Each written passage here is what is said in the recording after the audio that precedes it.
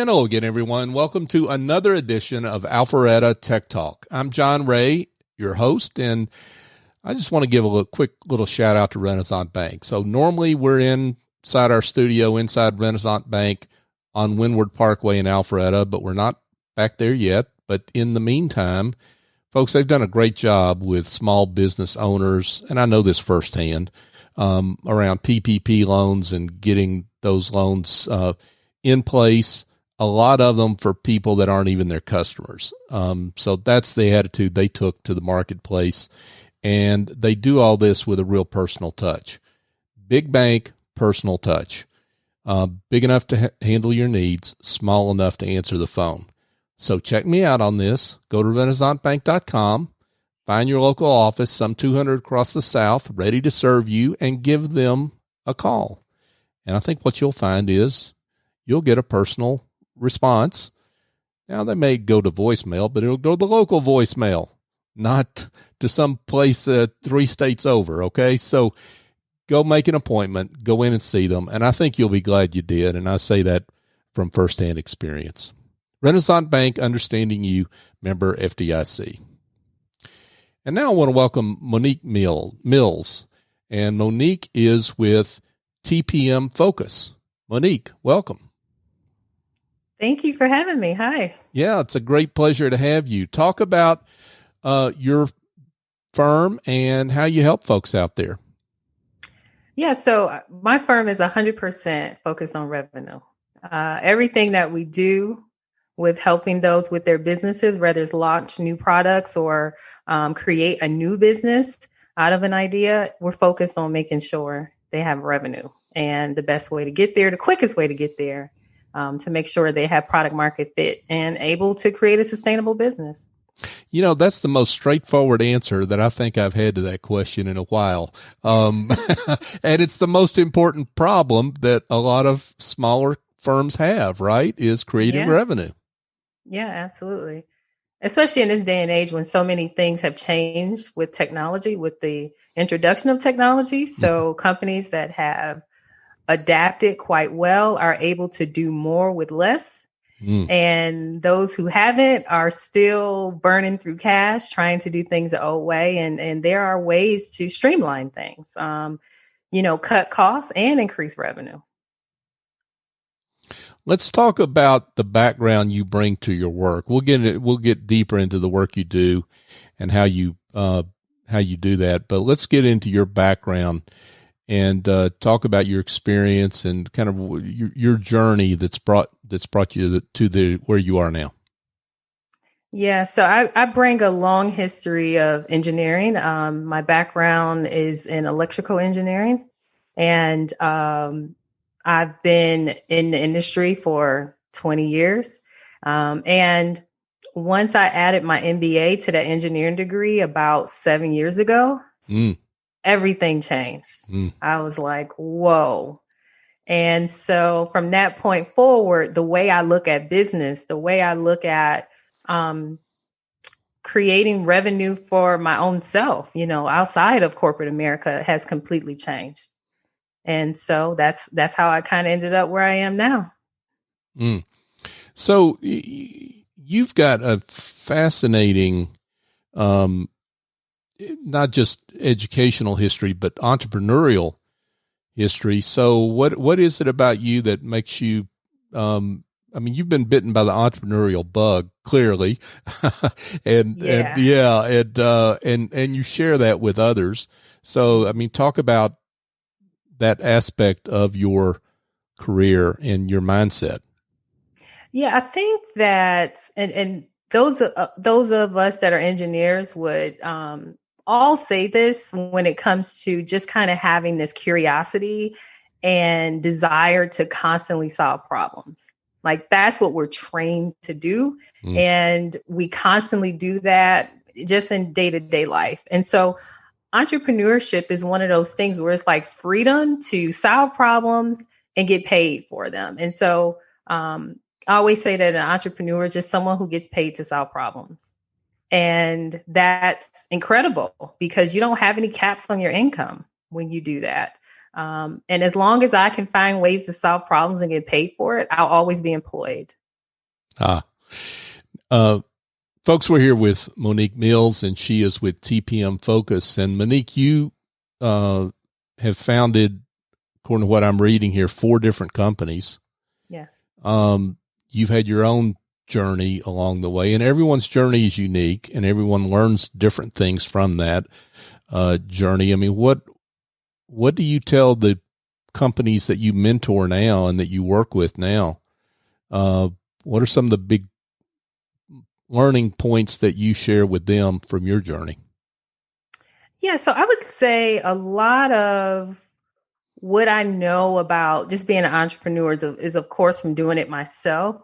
But a lot of the value that I bring to my clients is, of course, I can identify and empathize with them on that level.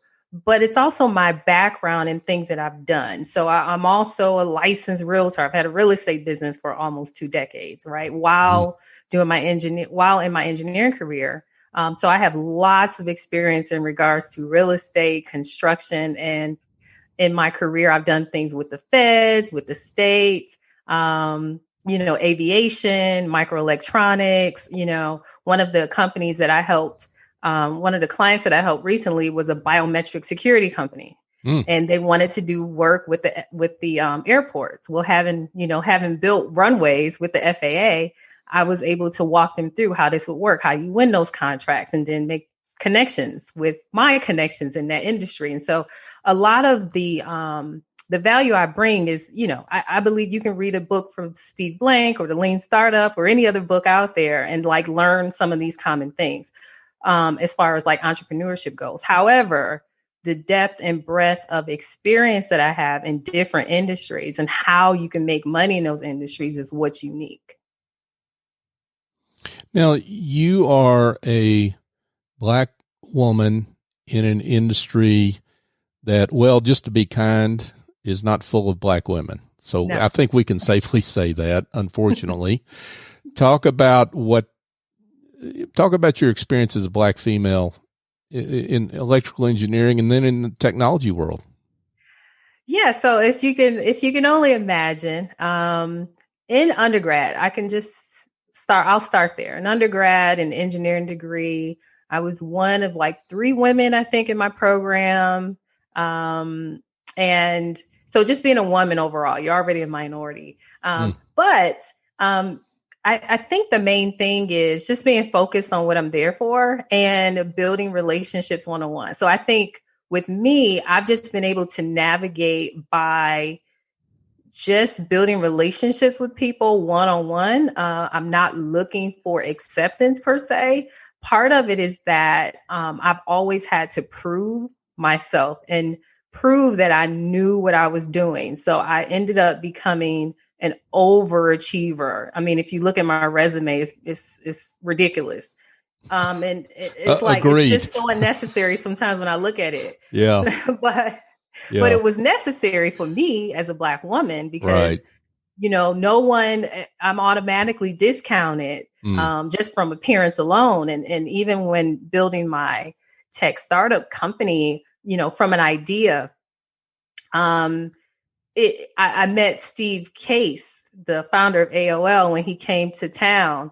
And one of the things he said, he asked me to pitch my business to him. And, then he asked me a little bit about my background. And he's like, wow, see, that's crazy because you have, all of this experience more than I ever had. And yet they would give the money to me versus you. And you were definitely, qualified, more than qualified to do these things. And so, which is part of the basis of his Rise of the Rest tour that he has, that he goes around the country doing. But what I'm trying to get to the point is that it's no secret that, of course, I'm discounted just based upon looks. And so, unfortunately, I have to lead with my resume for people to even talk to me. So, and then once I do that, then it's like, oh, okay, now they're willing to talk to me. Where before it was like, oh, okay, what do you want? Right. Right. So, but I'm used to it. I've been at this for a very long time and I understand the biases and I really it doesn't make me angry. I've been able to build some great relationships with people who were just really surprised that we had so much in common. So now you are a mentor to various startups and in a number of different incubators. What advice do you give to up and coming Black female entrepreneurs that are early on in their career, or maybe those that are still in school and that want to be take an entrepreneurial path? Yeah.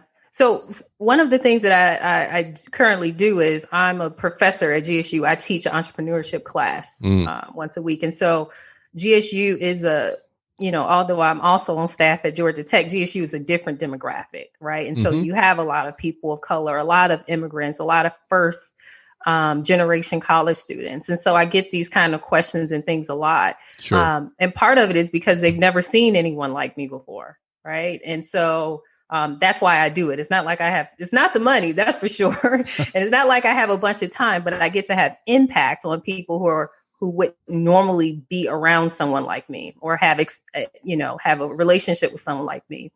And in those conversations, actually in class 1, first thing I say is get used to rejection.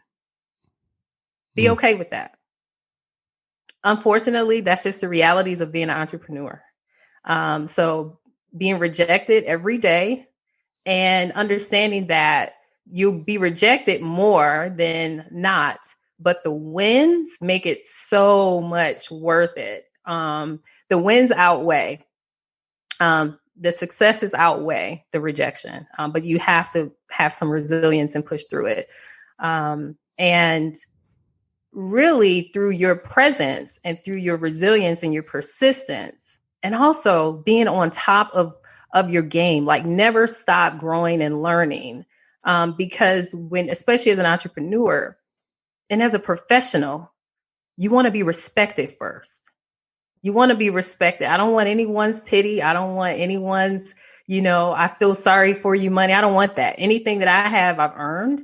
And I've earned that respect. So, that's the thing. I want them to be respected. And in order to be respected, there's certain things that, you have to make sure you're on top of your game with, but also do the best that you can not to be bruised and beat up too much by the rejection that is destined to be a part of the journey. Folks, we're here chatting with Monique Mills. She is the CEO of TPM Focus, which doesn't really do justice to all the things she does, but teaching and mentoring. But there's only so much I could say in just a short window there. We're going to get to some more of that here. But one of the things that you talk about, Monique, is that the future of entrepreneurship, in some capacity, everyone has got that in their future. Absolutely. So talk about what you mean by that. So what I mean by that is, if you just look at the way things are structured. So let's just start with healthcare, for example, and how most people's healthcare was tied to their job, and how people are upset with that. Things such as the gig economy, freelancing, even those that are professionals in corporate America still have side gigs, things that they do. Many of them work for me.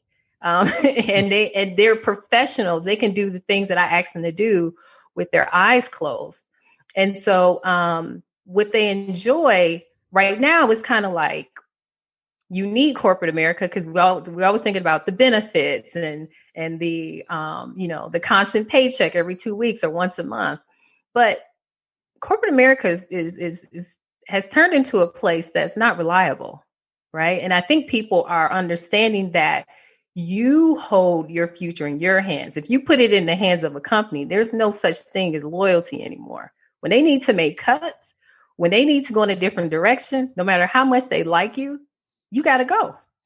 And so you need to have a skill set to know how to create something out of nothing. And that's what I talked about in the beginning about how once I received my MBA, I did it at Georgia Tech.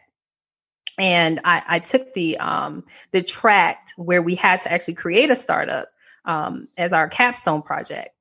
So the skill set is there. I can spin up a business literally in a week. Like I know all the things to do, get it going, get things set up. And so I think that everyone is going to have to learn that skill, because whether it's freelancing or just being a member of the gig economy, that's still entrepreneurship in some way.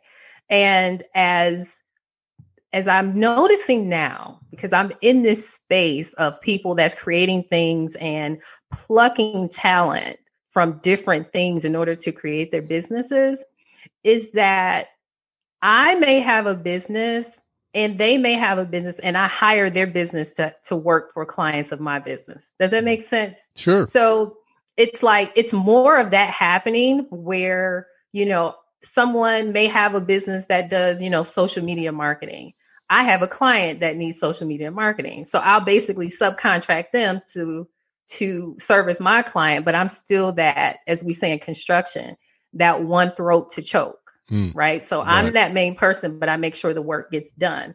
And so a lot of that happens, especially in the small business world, of people who understand how to do this. And I think is going to become more and more prevalent as people get laid off and things become more automated and, just companies become less and less reliable for that paycheck. What you've got a lot of students that might be in electrical engineering or some other engineering discipline that entrepreneurship scares them. Oh yeah. Right. So what do you, how do you walk them out on that plank, as it were, and encourage them to follow that direction? I don't. Okay. And so that's the thing. I don't encourage anyone to become an entrepreneur. Actually, most of the time when I'm speaking to people, I'm discouraging them to do so, because once you get in, everything is going to be discouraging you to do so. So if it's easy for me to do it, this is certainly something that you shouldn't even leave that full-time job for and risk not being able to feed yourself and your family. So it's almost like building a muscle, right? And so, I don't tell people they should pursue entrepreneurship, but when they're between a rock and a hard place, I'm like that person of reason that other people call all the time.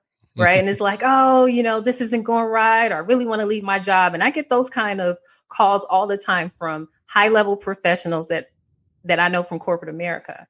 And I let them know, like, listen, you can do this, but this is the process you can follow to minimize failure. These are the things you need to do if you're really going to move forward with this. And by the time I get done having those conversations, a lot of them decide to stay where they are, because there is so much more uncertainty. There's so much more uncertainty in leaving than it is with staying right now. Right. But sure. These major companies, and here's another thing, as folks pay attention, is that they are getting rid of full-time people and bringing in contractors, right? And so, and some of them will only hire LLCs. You can't come in as John Ray. I can't come in as Monique Mills. I have to come in as TPM Focus, right? Because the way that it's structured as an LLC, it removes liability, so on and so forth. They don't have to, they don't have to worry about considering me as an employee, or is this an independent contractor? It just really makes things cleaner. And so as that happens more, I've seen people consider coming back to their companies and saying, hey, I'd like to be a contractor. And then that way they get to kind of play in that a little bit and still play in entrepreneurship, and do other projects and things to grow, and hopefully become a standalone business as it moves forward. But I don't convince anyone. I don't think anyone should be convinced, because they'll be mad at me as soon as they're not getting paid for a year. which is completely common, right? Yeah. No money for a while. Right. Monique, let's get into product launch and one of your areas of expertise. And what are some of the big problems that you see there among the companies that you work with? Some of the big mistakes that are made there. So I can't say this any better than Steve Blank has said. And so Steve Blank, if people don't know who he is, he's a famous entrepreneur, I would say. He created the whole concept behind customer development, customer discovery, which is a way of doing market research when you first have an idea. And his work is the foundation of what we now call the lean startup. And so I've had the pleasure to meet Steve Blank, to have dinner at his home, to have conversations with him, to just really, really understand where these concepts, right, about business even, started, right? And so part of the work that has to be done to even see if a business will be successful actually happens up front, like before you even create a product, right? And the foundation again goes back to Steve Blank and customer development, customer discovery. And I can't say it any better than he says it when he says that most startups fail because they confuse search with execution.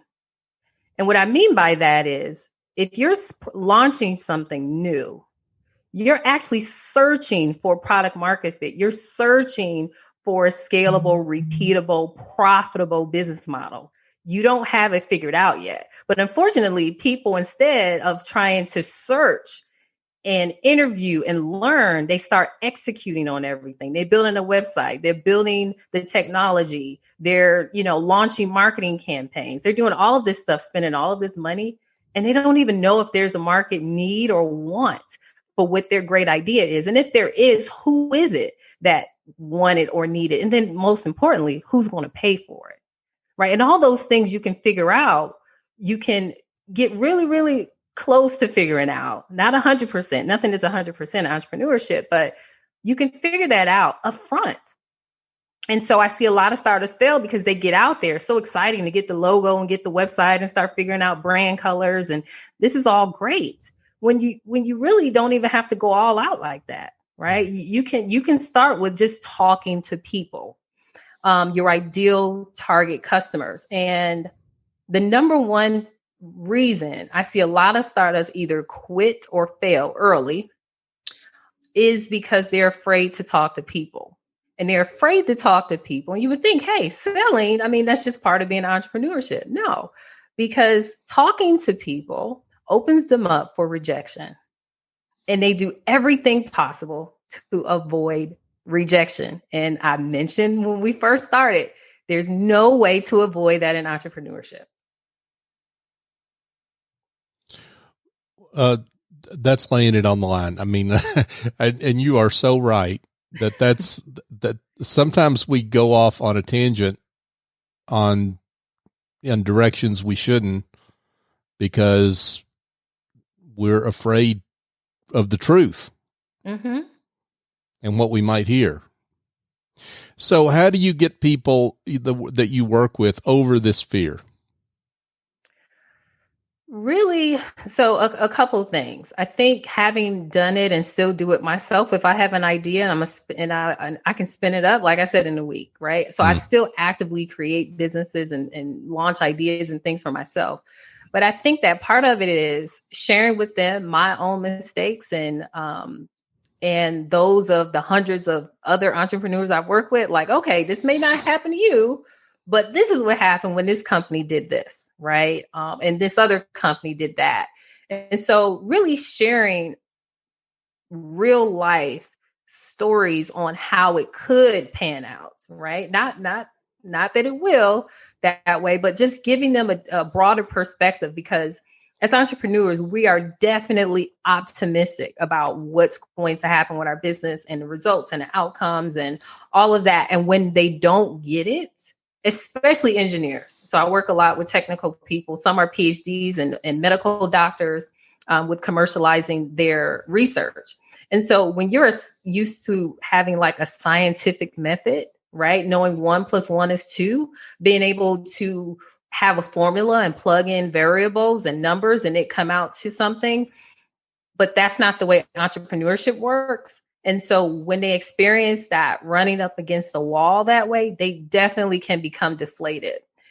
So I try to empathize with them very, very early on. And that's why I try to share with them a little bit about my background. And so that it actually works. Because they'll be like, oh, you understand me. You get me. And I'm like, yeah, I do. I'm not the stereotypical engineer, right? Which is typically, more introverted. I am introverted, but you have to press against all of those things that just fall natural to you if you want to be an entrepreneur. You don't like talking to people, you don't want to be an entrepreneur then. Like you just have to do it. And so I tell them about my own struggles. And so those that work with me, it's a connection, right? And they also know that not only have I experienced it, but I want to see them win. And so how can we move past whatever fears or shortcomings that you think you have? So Monique, let's talk to those that might be interested in working with you. What are the kinds of companies, clients that you work with? So it's a I would say a broad range, but for the most part, they are early stage companies or those that's trying to launch a new product. So you can be an established company that's trying to do something new, right? And so when you're stepping into new territory, you can't use the same old tricks. It just doesn't work that way. Things have changed. I had a client that had been in business. Actually, it's been a couple. One was 20 years. It was actually a SaaS company, and they were doing SaaS online before that was the real thing to do. And the company came to a stall. It was not growing anymore. It wasn't doing anything. By the time I get in and look at it, I'm like, yeah, because you're still treating this company like it's 1992. It's 2020.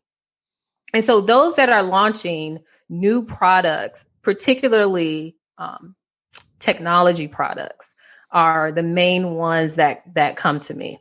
And those who may not have technology in their business, but actually need it in order to scale. So I would love it if you don't need to mention names, but if you would grace us with a success story that you're particularly proud of, a situation where your intervention really made a difference. Wow, I have those kind of stories all the time, but it doesn't feel like, it's not a pat on the back to me, because it's almost like I don't do it. I don't do it for that, but I just feel like when they win, I win. So some of the companies that I work with actually come out of accelerators and incubators around the country. And so when you're in that kind of environment, you have a lot of different resources. Typically you do. But then in my role, I'm kind of like that one person that will coach them through, okay, this makes sense. That doesn't make sense, that kind of thing. And so many of the companies that I work with have been able to raise money. I help them with pitch decks. I help them with their value proposition, all those kind of things. And so several of the companies I have worked with actually have gotten funded this year during the pandemic, when everyone is supposedly holding on to the checkbook, but that's not true, right? If for the right deal, there's always money for those companies. And then also there are, especially here in Atlanta, we have different events that pretty much showcase our companies, and investors come from all around the country to come to events like Venture Atlanta. And several of the companies that work with me were actually invited to be a part of that platform, and have since investors have reached out to them, new customers. So my thing is, it's about building a sustainable business. It's not about just getting that big win. Yeah, I can tell you about companies that have the press release that they raised $5 million. But I also know plenty of companies that have raised $5 and $10 million that are now out of business because they did not have a sustainable business model. So I try not, my thing with the companies I work with is great. Boom, you got the money. Now the work really begins, right? But we harp so much on who raised the money and from whom, without focusing on, is that business model sustainable? Is this something that's of value, will be of value 10 years from now? Is this a highly competitive space that someone else has really already cornered and is in the process right now of being acquired by Salesforce, right? so you know how that works. It's so unpredictable. But this is the thing. Not everyone can be a unicorn. And that is okay. And that's why we focus on building sustainable businesses, not just having that, I want to become a unicorn. Unicorns are called unicorns for a reason. They don't actually exist. Like, they're made up, right? So we see a few of them actually, pop up here and there. But I think the focus so much has went on raising money and becoming the next Facebook that people lose focus and even give up on businesses because they don't see it becoming a unicorn. Monique Mills, folks, she's dropping wisdom bombs here if you choose to listen. Yeah, that was terrific, Monique. I mean, you either encouraged folks or saved folks, depending on their situation, thousands of dollars with that advice. So thank you for that. This has been great. I could keep going, but you got to go help somebody, I'm sure. So let's though I'm sure that folks that might have heard some of what you've had to say might like to be in touch. Let's tell them how they can do that. Yeah, absolutely. You can reach me through my company at tpmfocus.com. I'm also on LinkedIn, Monique Mills, MBA, PMP. I had to put those acronyms on the end because there's so many Monique Mills. I had no idea. So yeah, you can find me there.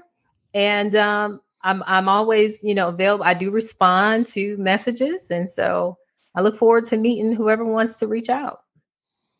Monique Mills, folks, with TPM Focus. Monique, it's been a pleasure. Thank you very much. Thank you.